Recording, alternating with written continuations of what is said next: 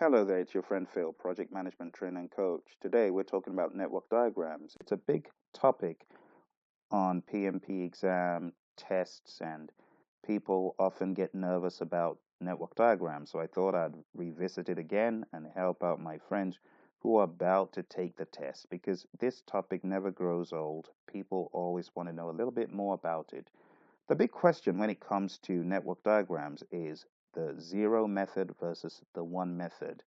And there's a fine line dividing both. The one method is very intuitive for the first part of the box, which is we all start on day one, right? But the zero method is more intuitive and more easy to manipulate beyond the first task, in my opinion. And for that reason, when I show students this, the light bulb comes on and they don't want to deal with the one method ever again. So let's take a look at how we can manipulate this data and the zero method versus the one method. This is going to be a multi-series topic, so there will be an additional series on network diagrams. So the big question, zero method or one, like I said, follow the one that you gravitate towards the most, but I will be showing the zero method.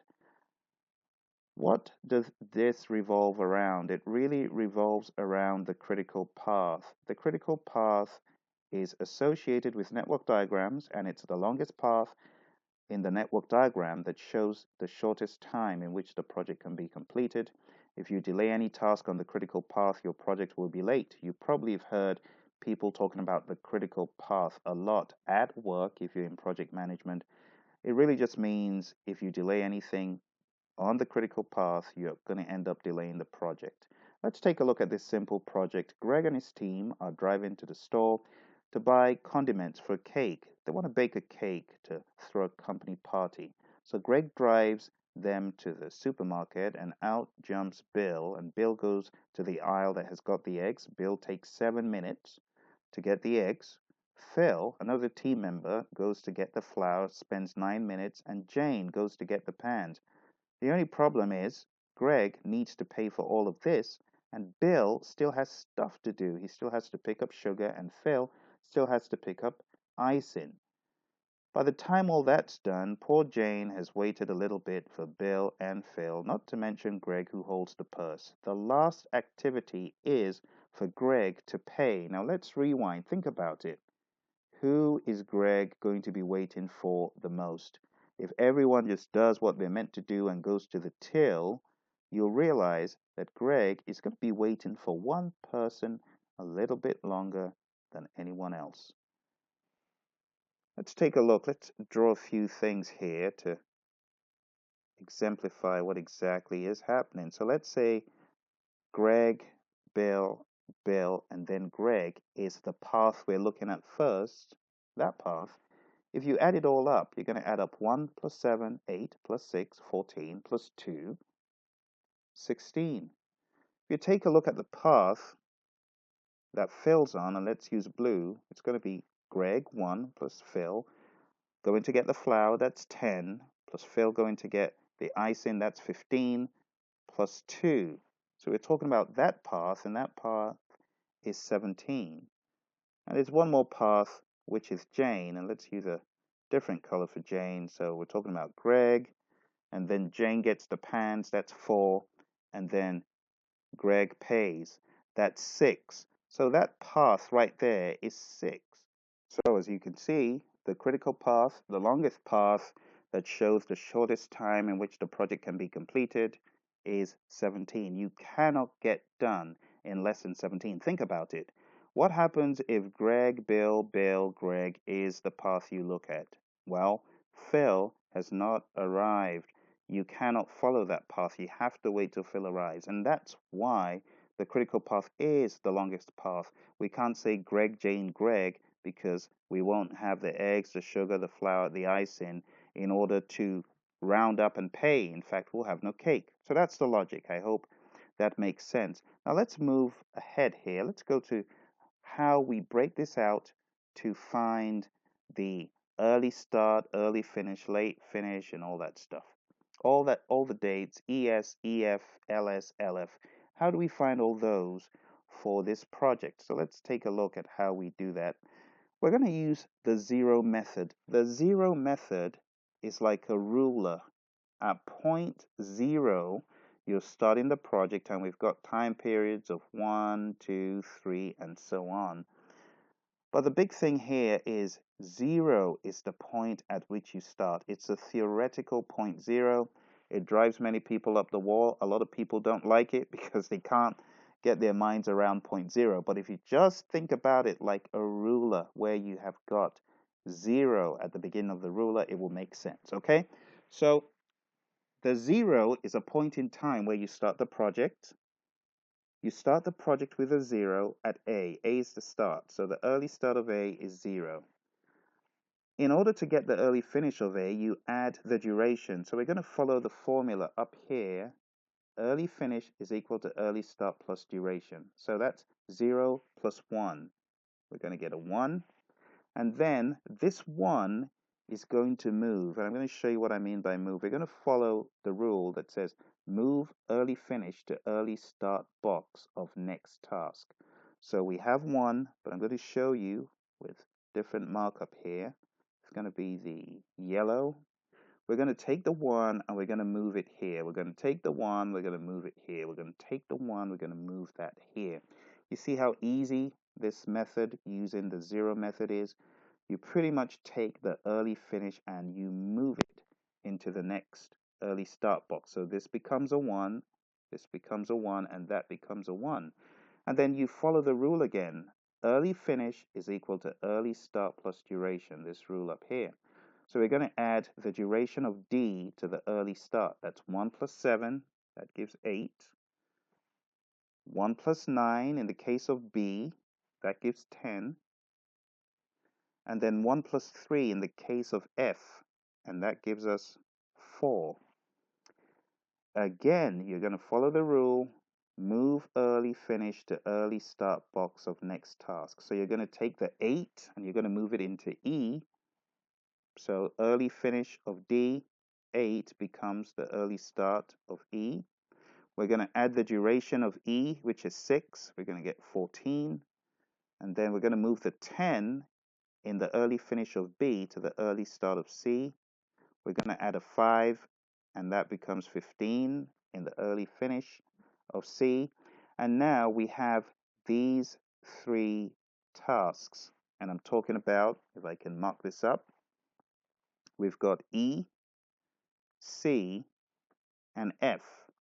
And the big question is, what goes here in G? Think about it. Jane gets to the tail at the 4th minute, which is task F.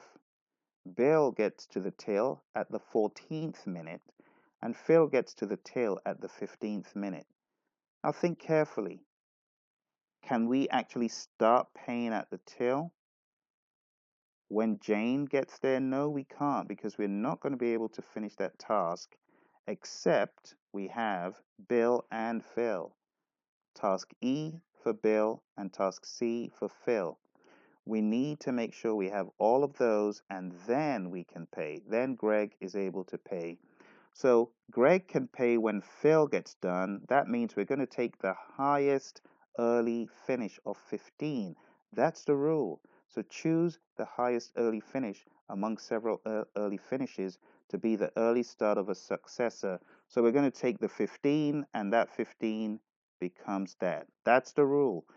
If you're finding it hard to understand, just remember it's the rule. We're going to take the highest early finish to become the early start of his successor box when you have several early finishes, all right?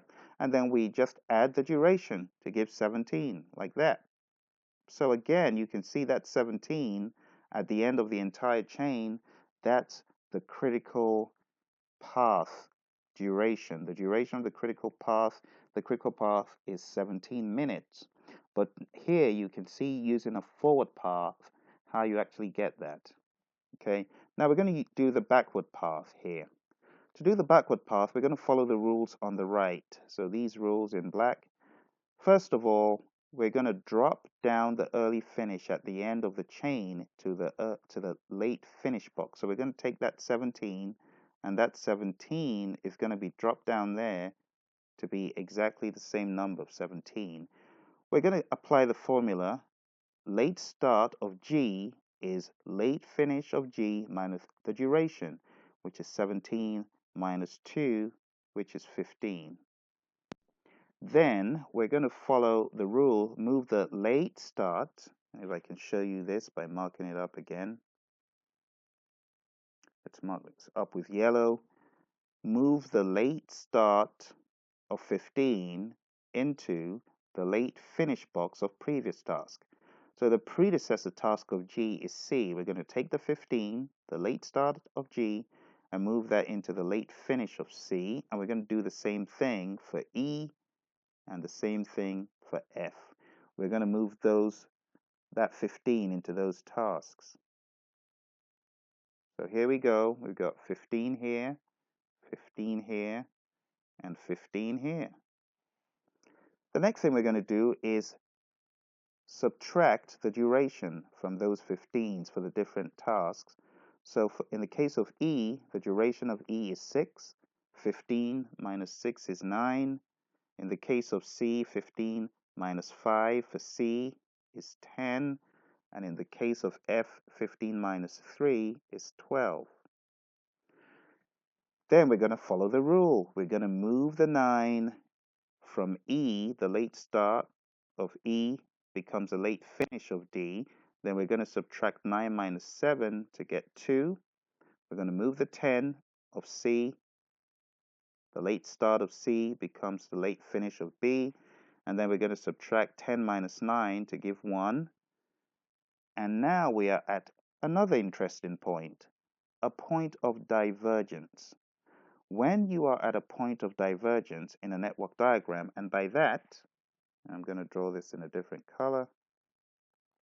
Let's use green. This is a point of divergence right here, right at this point. Why is it a point of divergence? Because we can see these arrows are diverging away from task A. Anytime you are at a point of divergence going backwards on the backward pass, what do? You always take the smallest late start. And that is the rule. You want to take the smallest late start, and the smallest late start of these activities that we're looking at, D, B, and F, we've got a choice of 12, 2, and 1. The smallest late start is 1. So we're going to take the 1 from B, and that is going to become 1 over there. And we actually want that in red.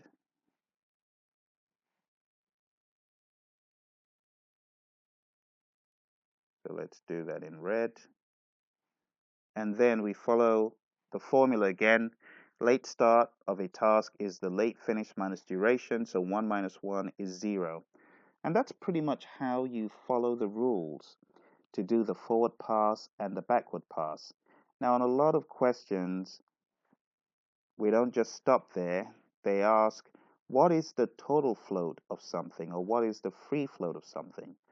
Total float is the amount of time you can delay a task in a network diagram without affecting the end date of the project. So how much time can I delay B without affecting the end date or end time, in this case 17 minutes? I cannot delay B because B is on the critical path. That is one of Phil's tasks. If I delay one of Phil's tasks, it's already taken 15 to get done with task C. If B were to take any longer, if I was to delay B by 1 day, then the critical path is going to become 18. So that's really the logic of total float. How much can I delay a task without affecting the end date or end time of the project? And let's talk about free float. Free float is the amount of time I can delay an activity without delaying a successor activity. So how much time can I delay A without affecting D? No, I cannot. How do I know? The free float formula is early start of successor minus early finish of the task in question. So if you take a look at, let's say task F, how much time can I delay F without affecting G? I can delay F by some amount of time. You can see that F originally ends at the 4th minute, but G starts at the 15th minute. So I can delay F technically by 11 minutes, 15 minus 4, without affecting G. If I delay F more than 11 minutes, then I will affect G. And that is really what slack or float is, free float or free slack. So note the two terms, total float, free float. Total float also called total slack, free float also called free slack. Okay, and then we've got one more type of float or slack. We've got project slack, and project slack is how much time can I delay the start of the project without affecting a look of this what's all being solved. And I'm going to show you the last one here. Let's say the customer is requesting the products that we've been working on at the, in this case, let's say 30th minute. Or let's say the customer is requesting all these condiments at the 30th minute, because this project is really to buy the condiments. So let's say at the 30th minute, the customer wants all the condiments, or the head of department wants all the condiments to begin making the cake, but this is the project to get the condiments. The project float is the difference between the customer required due date of 30 and the project end date or end time of 17. So that's 30 minus 17. So the project float in this case is 13. That's really what project float is. How much time can I delay the start of the project, right, without affecting this one right here, the customer required due date of 30. That is really what it is. So 3 types of slack or float. Very important to know those, okay? And that is why the zero method is so straightforward in my opinion. Now, if you were using the one method, I want to show you here the difference between the one method and the zero method really quickly. You know what the difference is? The difference is all in the early starts and late starts. It's all in these.